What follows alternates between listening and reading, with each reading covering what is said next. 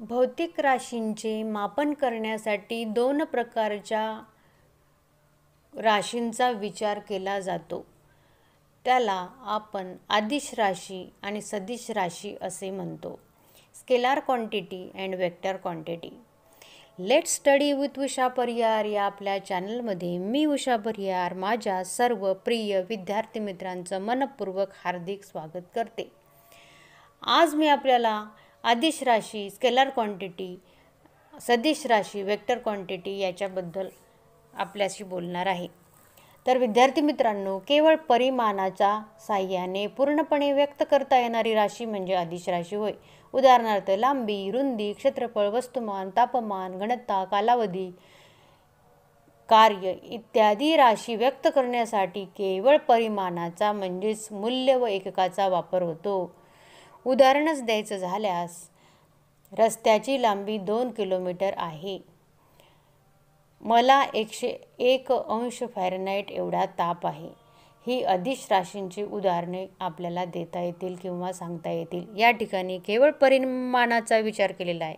That means the scalar quantity means it has only magnitude, no directions. सदिश राशी म्हणजे काय विद्यार्थी मित्रांनो? परिमाण व दिशा यांच्या साहाय्याने पूर्णपणे व्यक्त करता येणारी राशी म्हणजे सदिश राशी होय. विस्थापन, वेग या सदिश राशी आहेत.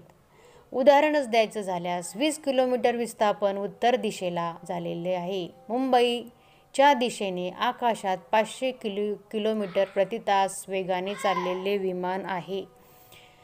सो सदिश राशी, vector quantity means the quantity which have magnitude as well as directions.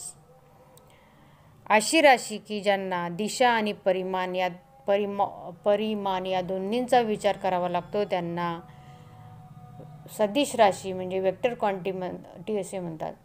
सदिश म्हणजे दिशा असणारी असंही आपण लक्षात ठेवू शकतो आणि अदिश म्हणजे दिशा नसणारी असं सुद्धा आपण लक्षात ठेवू शकतो. सो विद्यार्थी मित्रांनो, अदिश राशी आणि सदिश राशी याच्यातला फरक आपल्याला निश्चितपणे चांगला समजलेला असेल. तर पहा, किराणा दुकानात गेल्यानंतर तुम्हाला वस्तुमान त्या ठिकाणी पाहायला मिळते.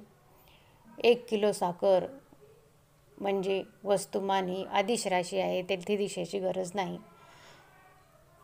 परंतु एखाद्या गाडीचा वेग काढायचा असेल, अंतर काढायचं असेल तर त्या ठिकाणी दिशेचा देखील विचार करावा लागतो. म्हणून ते